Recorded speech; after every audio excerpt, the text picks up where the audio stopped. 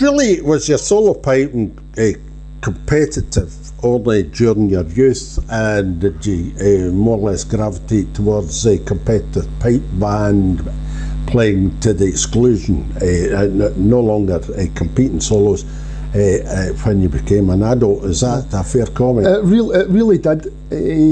What kind of happened, my job was I was an apprentice electrician. Yeah. So I started that, and the company that I worked for, it was all big jobs up and down the country. Yeah. So at that time, rightly or wrongly, I decided to pursue trying to earn the bigger money.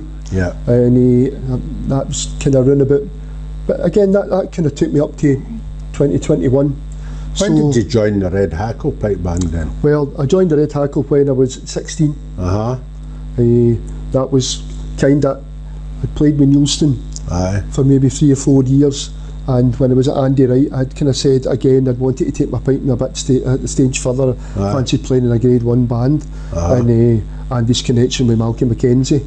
So it was Malcolm Mackenzie, it was pipe major. Malcolm had just taken over for John Weatherston. How did you find Malcolm as a pipe major? Well, very good, very good. I mean, I felt we'd done quite well as a band in Grade 1.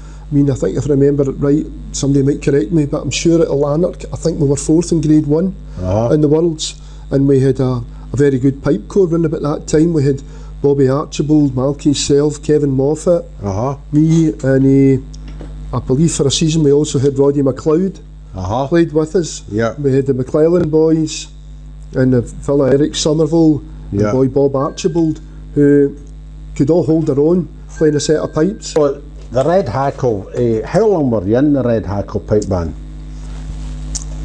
Oh, it was a good few years. That would have been from about 5 or 6 years. I played with the Red Hackle. Yeah. That's interesting. And then again, I think if I remember right, it was really becoming very hard to play with the band and the jobs that was working. If I remember right, I was working down in the Thames Barrier when they were building it down in London. Oh yeah. Yeah, and I was only coming up maybe about a weekend, a fortnight, something like that. So it was really, really difficult. And we didn't have the gizmos that we have now, where you can get people that can send recordings and things from all over the world to the pipe major, and you let them hear how you're progressing, and you can even get linked up and play with the band with recordings and plug earphones in and things like that.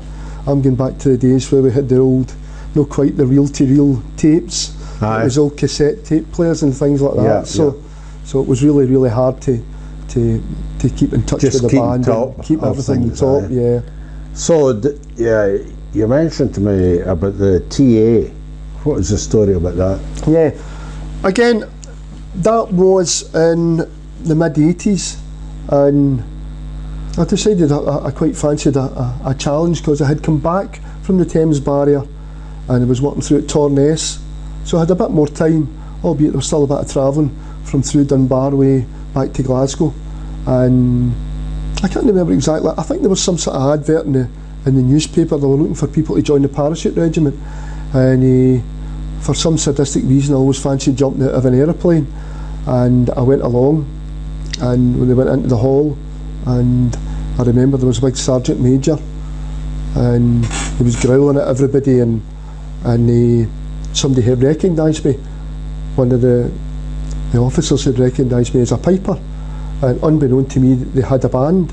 And the kind of conversation very quickly went from joining the parachute regiment onto the ability to get the band up to a better standard as well.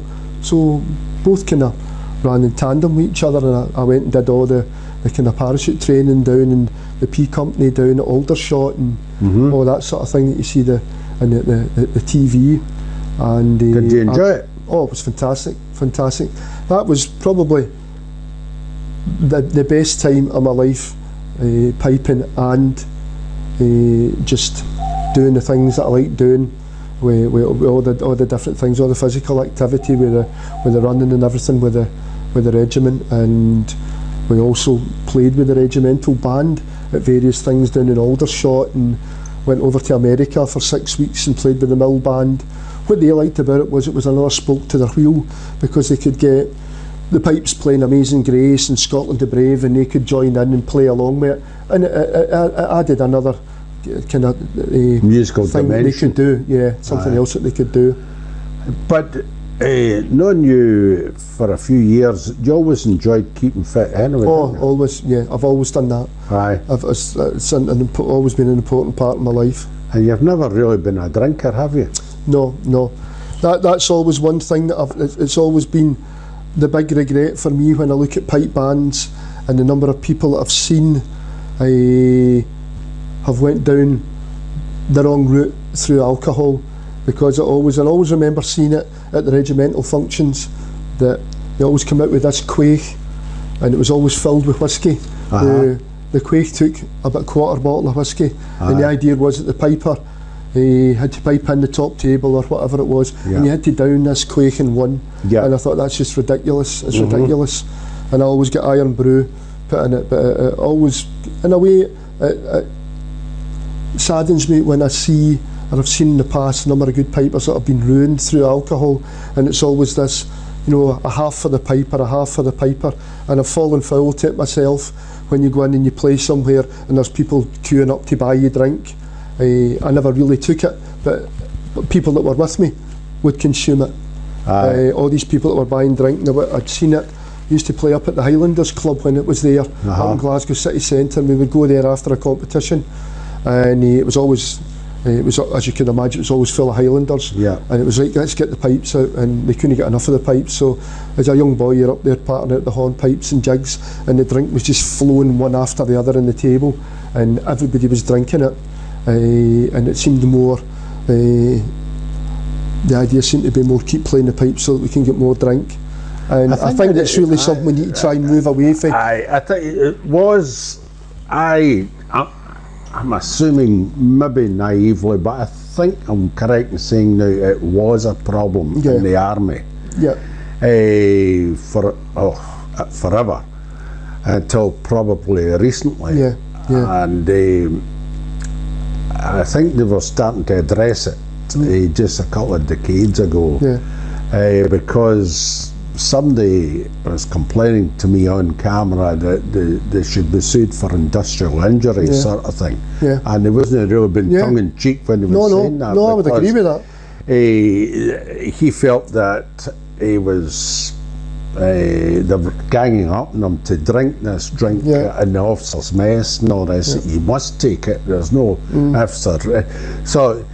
You must have been a kind of strong character just to say no. Oh, you had, definitely. I mean, I remember as a young boy going along to the Youth and Barra competition when they held it at the Highlanders Institute, and it went on for early hours in the morning, and people again would correct me if I'm wrong, but I'm sure the hornpipe and jig competition never started till about 9 o'clock at night. That's right. And you had all your top professionals there, all the top guys all on there playing, and some people would come on there 2 sheets to the wind.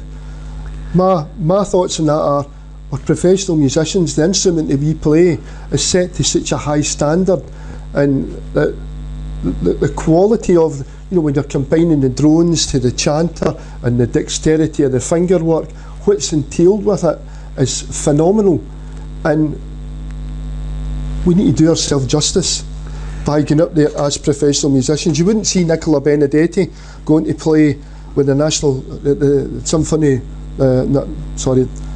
some orchestra, and had a few drinks in her. Well, that is, I would say, the case right overboard now with football players, with runners, athletes and all the rest. None of them go to the pub after training now.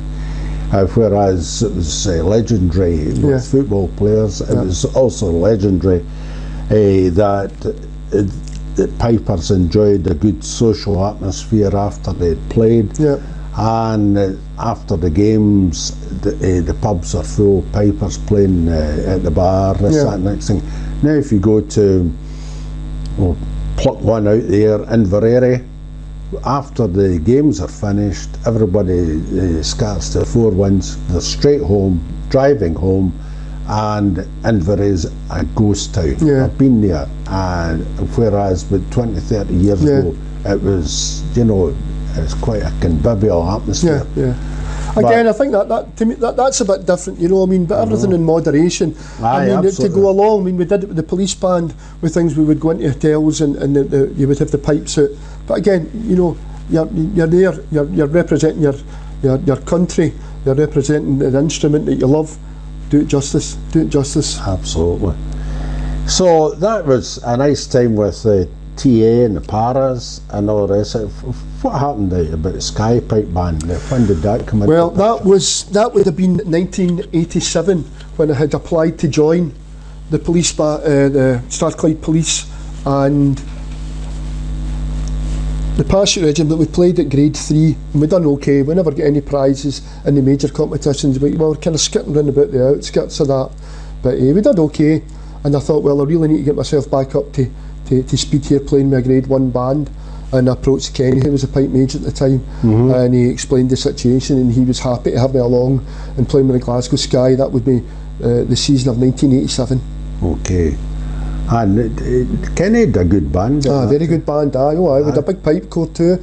I think if I remember at the time we had about 21, 22 pipers. Aye. And Kenny was a good player. He still is, of course. Yeah. But it was well up at that time. Yeah, a good player and a good man manager. That's as important as anything, particularly with a band. If you want to be a success with a band, you need to be able to manage people in the appropriate way. Continued where his brother Donald and his father before that. Jimmy was a great guy as well. I played in Jimmy's band after I left the police band for a year or two. Thoroughly enjoyed it. So